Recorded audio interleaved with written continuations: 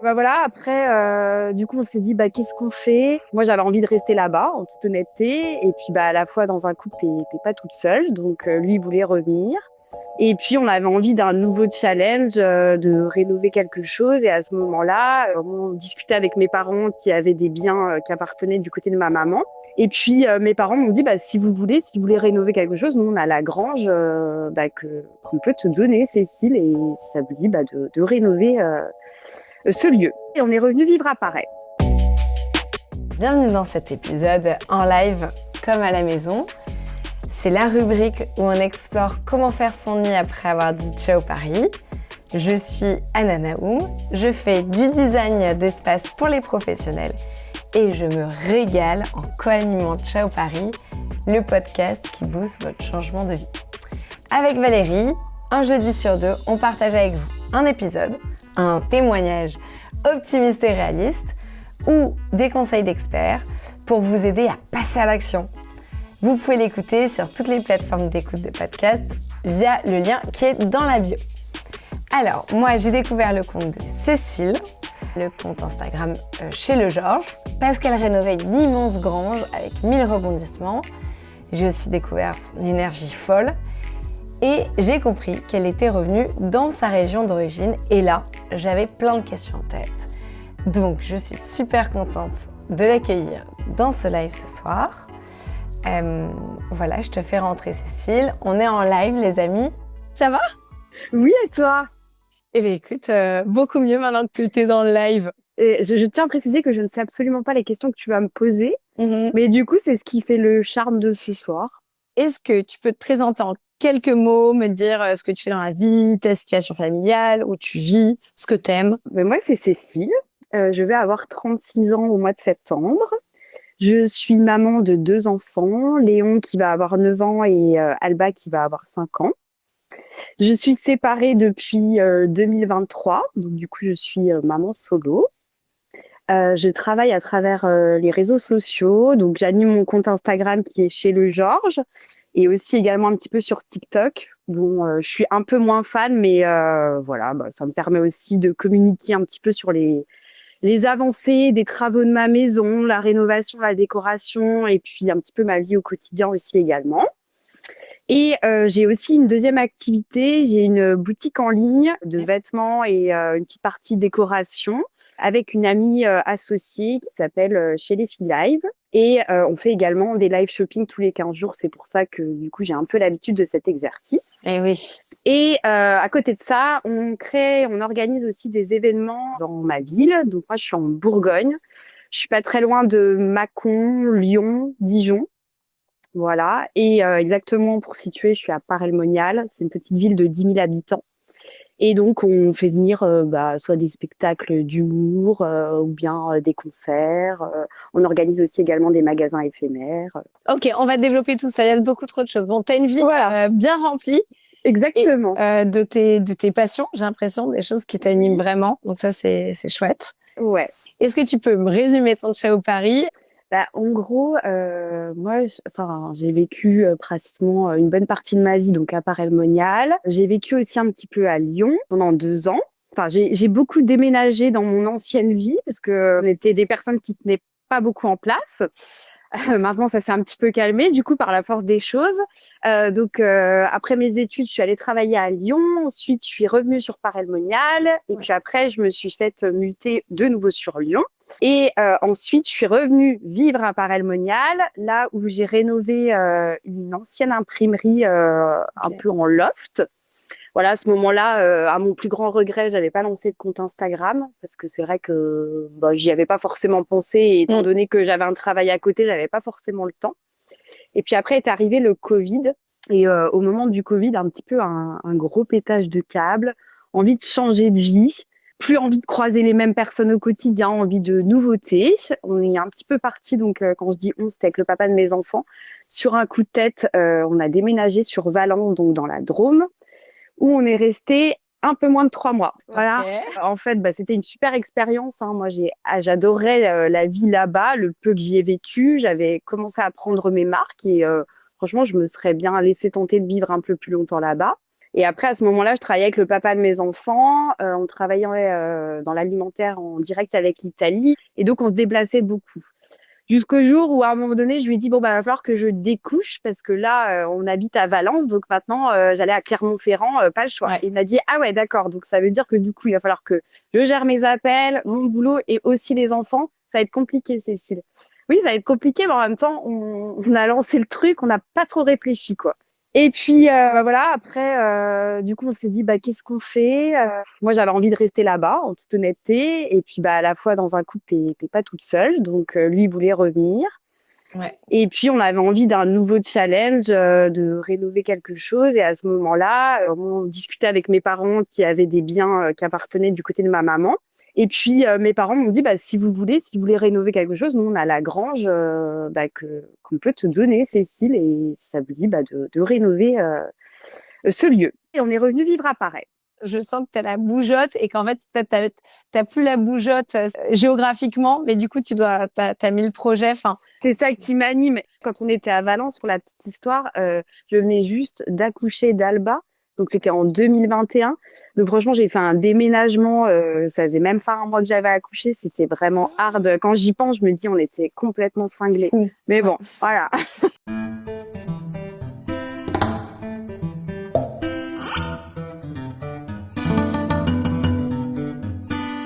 Toi, ton déclic, il était, t'en avais un peu marre, t'avais un peu fait le tour, t'avais envie de changement. C'était ça ton déclic, c'était le changement? Exactement. Ouais, et puis en fait, c'est vraiment bizarre parce que je suis trop bien là où je suis, dans une petite ville vraiment pour éduquer mes enfants. Il n'y a pas mieux. On n'est pas loin de tout, pas loin de Lyon, pas loin de Dijon, pas loin de Paris. En TGV, je mets 1 heure et demie, donc c'est trop cool. Et à la fois, j'en pouvais plus. J'avais l'impression d'être étouffée, de sortir de chez moi et de rencontrer tout le temps les mêmes têtes, bien que les gens sont hyper bienveillants en campagne. Mais c'était un ras-le-bol, envie de renouveau. Et en fait, on se rend compte qu'après, en grande ville, c'est partout pareil, au final. Du coup, ce qui a motivé vraiment ta décision de revenir vivre dans ta région d'origine, c'est uniquement par rapport au boulot, cette problématique de logistique où tu te disais ça va être plus facile de revenir dans notre région parce qu'on a de l'aide pour les enfants. Enfin, c'était quoi la réflexion derrière? Oui, c'est exactement ça. Pour le travail, pour le confort de vie, parce que mine de rien, bah, aujourd'hui, en étant déjà solo, heureusement que j'ai tous mes proches autour de moi parce que franchement, je tire mon chapeau aux personnes qui sont dans la même situation que moi, qui sont par exemple à Paris et qui ont personne en fait. Enfin, c'est quand même très compliqué, quoi. Ouais. Donc oui, c'était essentiellement pour le boulot et le confort de vie. Et du coup, au moment où vous prenez donc la décision plutôt familiale, parce que toi, dans l'idée, t'étais pas particulièrement motivée par rentrer, on va dire. Mhm. Qu'est-ce que tu t'es dit? Quel a priori t'avais sur bah, ta ville et avant de t'y réinstaller? Bah, les a priori, c'était que j'avais l'impression d'avoir fait le tour ici parce que je suis née ici. Et à la fois, je me disais que j'avais pas trop le choix en fait parce que bah, on devait suivre le père de mes enfants quoi. Ça fait combien de temps que t'es revenu? Fin 2022. Donc ça fait 4 ans. Et qu'est-ce que aujourd'hui, par rapport à ces a priori que t'avais et que dont t'avais peur finalement, comment tu te retrouves par rapport à ces réflexions-là? Bah aujourd'hui, franchement, je suis pas sûre que je me verrais vivre ailleurs parce que j'ai mes 2 enfants. Mais si, je me sens vraiment bien parce que je suis bien dans mes baskets dans mon travail. J'ai tous les amis autour de moi qui sont vraiment des amis en or. Ma famille qui est hyper présente et le lieu géographique qui est vraiment tip top parce que on a tout pas très loin en fait. Paris en TGV, j'y suis en 1 heure et demie. Ah oui. Lyon en voiture 1 h 45 et Dijon la même. Et Clermont-Ferrand, ça doit être à peu près 2 heures. D'accord. Donc, c'est assez quand même facile.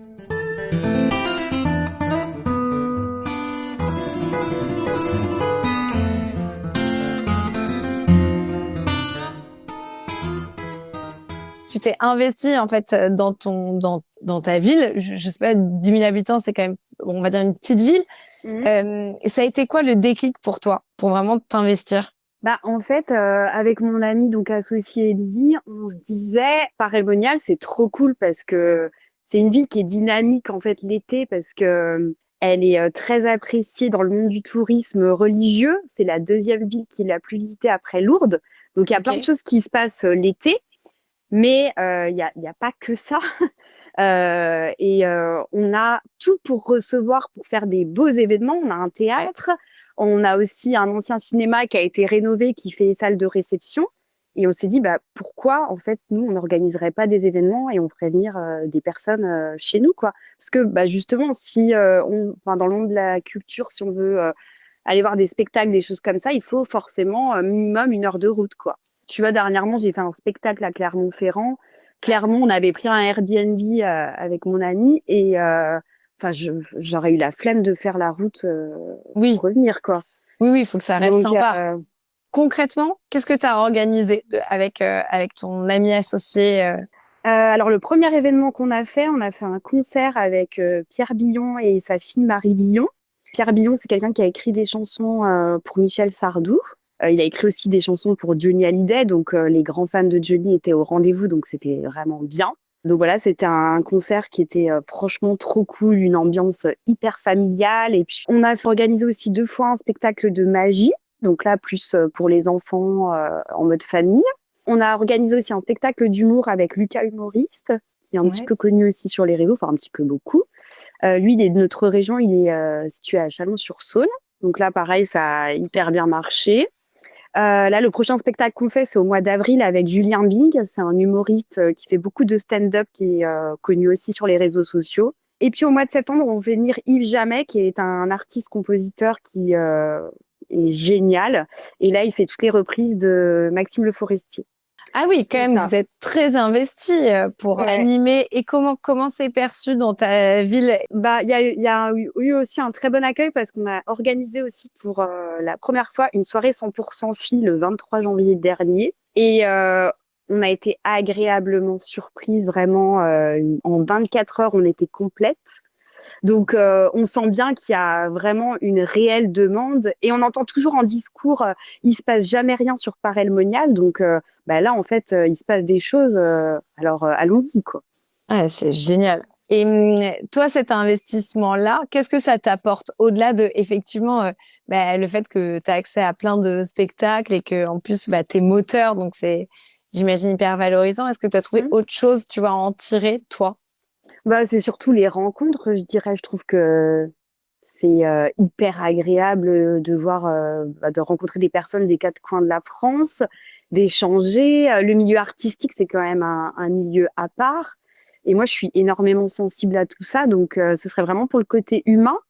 Ouais. Et aussi parce que je me suis dit, waouh, c'est cool, je l'ai fait. Je l'ai fait. Et alors, pas toute seule, franchement, toute seule, je pense pas que je l'aurais fait.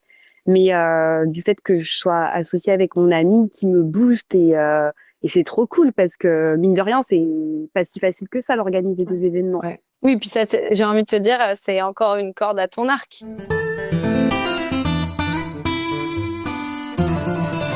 Je reviens un peu à donc ce moment où vous avez choisi avec ton ex-compagnon de revenir dans votre ville d'origine. Cette grange, comment ça s'est fait en fait? C'est quoi ton lien à ce moment-là avec ce lieu de ton futur lieu de vie? Si, je l'avais déjà vu parce que là où je suis actuellement, c'était la grange du frère de mon grand-père, donc mon grand-oncle. Donc là, c'est où il mettait en fait toutes ses bêtes. Et juste au début du chemin, en arrivant chez moi, il y a aussi une autre maison qui appartenait à mes arrière-grands-parents. Ok. Donc, si forcément, j'ai des souvenirs Ouais. dans mon enfance d'être revenue ici. Qu'est-ce que tu te dis en voyant, en étant dans le lieu, en te disant voilà, c'est ça, ça va être ça le projet, comment tu ressens les choses et le lieu? Franchement, je pense que je ressentais pas beaucoup. J'avais même pas ce côté un peu souvenir ou d'émotion. Ce qui m'excitait, on va dire, c'était le côté projet et de me dire, ouais, on pourra faire ça, ça, ça, c'est Ouais. trop cool. Et à la fois, j'avais un peu l'impression que je subissais un peu ma vie. Parce Ouais. que, en fait, cette décision-là, c'était pas vraiment ce que je voulais à la base. Même si, attention, aujourd'hui, je suis très contente, hein, mais je me suis un peu laissée emporter. Embarqué. Ouais. Mais quand tu vois, quand tu dis ça, ce que je me demande là, comme ça, c'est est-ce que tu as eu des bonnes surprises sur la région, sur le coin? Est-ce que tu t'es dit, bah finalement, je me disais ça et ça, et avec des enfants, enfin, tu vois? Bah, oui. En fait, il y a pas photo. C'est vraiment le top là où on est quand tu as 2 enfants. Je veux dire, le matin, je pars 5 minutes avant 9 heures pour emmener mes petits. C'est juste incroyable. Je veux dire, même pour se garer, tout est gratuit. Donc rien que pour ça, voilà, tu te poses pas de questions. Et là où j'ai été agréablement surprise, c'est aussi au moment où il y a eu la séparation, qui a vraiment été une épreuve catastrophique quand même dans ma vie. J'ai vraiment été entourée et par des gens que j'aurais jamais pensé. Voilà. En fait, c'est le réseau finalement que tu as créé, qui étaient déjà des amis. Quand tu penses à ça, tu penses à Ouais, des gens de l'école ou vraiment déjà ouais. tes amis? Non, mais je pense à. J'ai vu qu'il est connecté. Je pense à Jean-Baptiste, par exemple. C'est quelqu'un que je connais depuis toute mon enfance. On se parlait un petit peu comme ça. Et au moment de ma séparation, il y a eu un rapprochement entre nous. Et cette personne, elle a vraiment été là pour moi. Et enfin, merci, quoi. Et donc, quand tu arrives la grange de ton grand-oncle, pendant la rénovation, tu vis où? Est-ce que tu peux me dire un peu comment ça s'est passé, cette rénovation? Pendant la rénovation, on vivait dans la maison de mes arrière-grands-parents, donc qui est juste à côté, qui appartient donc à mes parents, donc qui nous la louaient. Donc c'était vraiment trop pratique parce que ça voulait dire que le matin, j'ouvrais mes volets et j'avais vue sur la grange et je pouvais dire, ah bah tiens, il y a l'artisan qui est arrivé, il va se passer ça aujourd'hui. Donc ça aussi, un confort pour suivre l'avancement des travaux qui était incroyable. Tu as eu des grosses surprises pendant les travaux? Au moment des travaux, non, franchement, c'était plutôt lisse. Bon, après, comme partout, hein, tu as des artisans qui disent j'arrive le lundi et le vendredi, ils sont toujours pas là. Voilà, ça, c'est, je pense, dans toutes les joies de la rénovation. Après, à la fin des travaux, j'ai une piscine intérieure dans la grange. Et en fait, la piscine, j'ai dû m'y baigner, franchement, je pense moins de 15 fois depuis que je vis ici. Parce qu'en fait, elle a des fuites et on a fait venir des professionnels pour voir ce qui se passait, etc.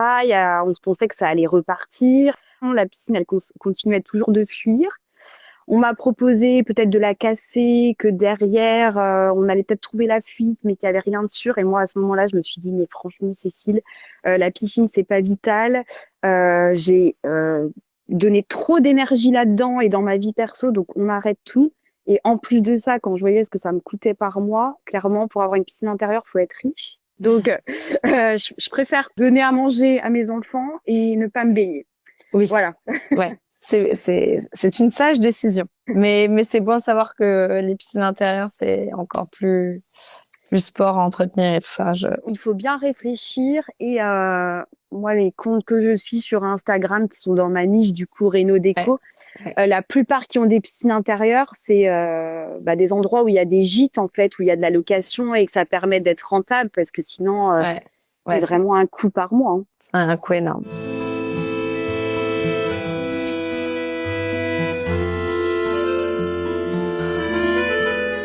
Et donc, vous vous êtes installé dans cette nouvelle maison, vous étiez en famille. Comment ça s'est passé le début de cette nouvelle vie? Est-ce que c'était super génial ou est-ce que toi, justement, tu étais encore dans cette posture où tu subissais un peu le choix? Enfin, dans quel état d'esprit J'aurais aimé que ce soit super génial, mais c'était pas trop le cas.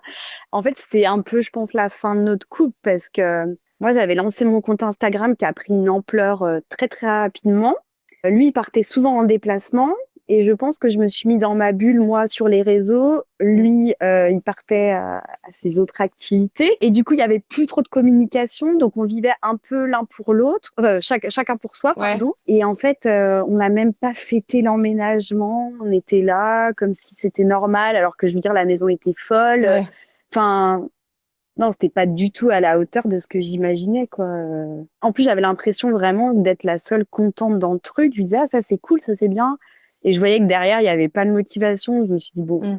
il va y avoir des problèmes par la suite, quoi. Est-ce que ça a remis en cause ce choix de vie que tu avais subi? Je me suis surtout dit qu'heureusement que j'étais revenue, parce que si je m'étais retrouvée toute seule à Valence dans la situation où je suis, je pense pas que j'en serais là où j'en suis aujourd'hui, quoi. Après, moi, il m'est pas arrivé beaucoup de malheurs dans ma vie, mais je pense que j'ai jamais autant pleuré après la séparation, quoi. Vraiment. Ah oui, ça se comprend. Mm. Mais en voyant aujourd'hui ton sourire et ton énergie, je me dis que voilà, ça t'a ça t'a redonné une impulsion. Enfin, tu vois, t'as l'air, comme tu l'as dit, t'as l'air bien dans tes baskets, quoi. Ah oui, mais totalement. Puis alors, je suis moi, vraiment. Donc ça, c'est cool, C'est toi à l'endroit où il faut. C'est ce que j'ai l'impression que. je pense.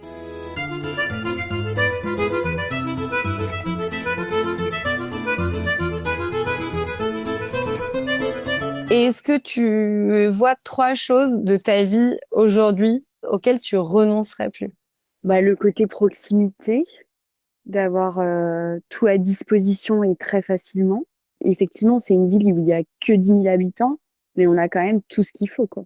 Donc aussi bien les activités que les magasins, enfin les médecins, au quotidien, de ne pas avoir de bouchons, de tout faire facilement, le gain de temps, ça, c'est juste incroyable, quoi.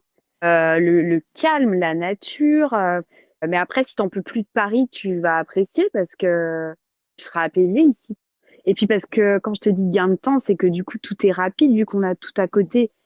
Si on veut, je te dis une bêtise, mais pour un événement, par exemple, organiser quelque chose au théâtre de ma ville, ça se fait en 2 minutes. On peut se voir en 5 minutes en voiture et c'est fait, quoi. Tu vois, Ouais. t'es pas obligé d'envoyer 10 000 mails pour avoir l'info. Et si là, tu devais faire le bilan de tes 4 années en Bourgogne, qu'est-ce que tu dirais? Bah, je dirais que ça m'a permis déjà de me retrouver, de réapprendre à aimer les choses simples et d'être plus apaisée. Parce qu'avant, vraiment, je vivais à 1000 à l'heure et que un projet n'était pas terminé, qu'on en attaquait un autre. Et la vie qu'on avait pouvait être chouette sur le papier, mais on était tout le temps parti en voyage. Bon, c'était cool, mais en fait, à l'instant, j'appréciais même plus. Quand tu vis à un moment donné et que tu as 2 trousses de toilette parce que tu es tout le temps parti à droite à gauche, en fait, tu t'y habitues et tu sais même plus apprécier bah, ces moments-là, quoi. Ouais, parce qu'en fait, ton changement de ville, ça s'est finalement accompagné aussi par un changement professionnel, puisque tu avais un boulot plutôt de commercial où tu bougeais à fond. Et donc, ça s'est accompagné aussi d'une transition pro. C'est sûr. Et peut-être que c'est des choses que j'aurais pas fait si j'avais été à Paris, par exemple. Mm. J'aurais pas osé. Puis déjà, le projet en lui-même aurait pas été possible.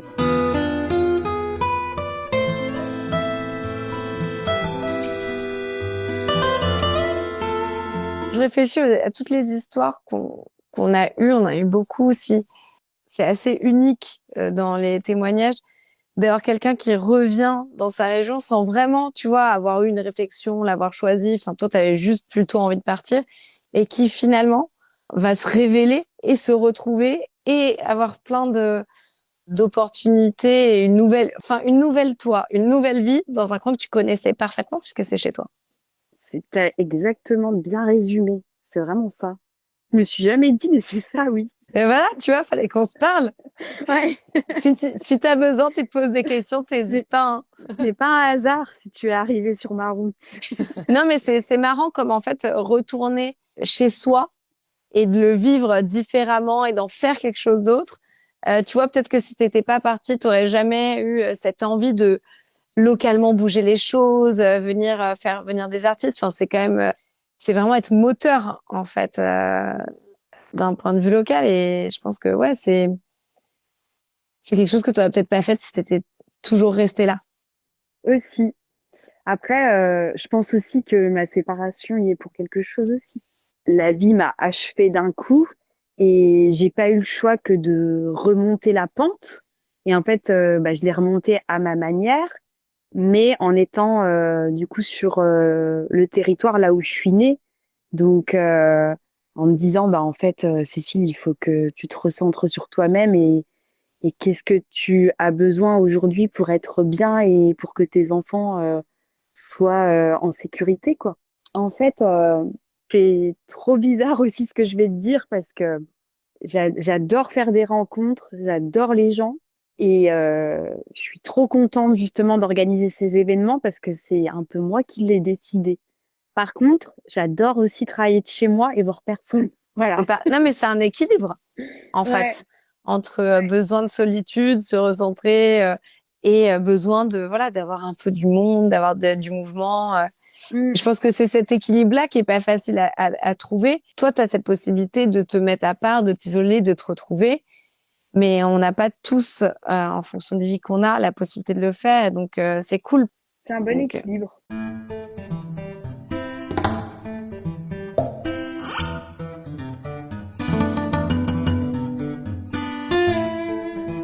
Je sais plus avec qui j'en discutais et on parlait du fait qu'on avait vécu en grande ville. Et c'est vrai que je disais que quand moi j'étais à Lyon, finalement, mes seules connaissances, c'était mes collègues de travail qui étaient mes amis. Sinon, c'était quand même plus dur, quoi. J'imagine aussi que créer du lien, bon, toi, t'avais plein de connaissances, plein de copains, ta famille, donc c'est pas pareil, mais j'imagine que dans une petite ville, quand même, rapidement, tu réussis peut-être plus à te faire des potes, tout simplement. Ah ouais, je pense. Même ne serait-ce que déjà si t'as des enfants avec l'école. Ouais, c'est ça. Donc, puis en fait, tu croises tout le temps les mêmes visages. Tu vas faire tes courses. Même si tu connais pas forcément les gens personnellement, tu te dis, ah bah lui, je sais qu'il va prendre son taboulet. J'adore. Non, mais ouais, c'est vraiment vivre ensemble. Cécile, qu'est-ce qu'on peut te souhaiter pour l'avenir? Bah écoute, peut-être l'amour du coup. C'est tout ce qu'on te souhaite. Bah merci. Et je te fais notre question rituelle. Moi, je dis ciao Paris et toi, tu dis quoi? Eh ben, bienvenue dans mon nouveau monde. Il a l'air cool, ce nouveau monde. Merci beaucoup d'avoir écouté cette conversation. J'espère sincèrement qu'elle vous a été utile et vous a plu. Pour être sûr de recevoir les prochains épisodes, abonnez-vous à Ciao Paris sur votre plateforme d'écoute. Et pour encore plus de ressources et de conseils, inscrivez-vous à notre newsletter ensoleillée. Le lien est dans la description de l'épisode. Avec Anna, on vous retrouve jeudi dans 2 semaines pour une nouvelle histoire. Et d'ici là, venez nous faire un coucou sur Insta, @Ciao Paris le podcast, tout attaché. Ciao, c'est I-A-O.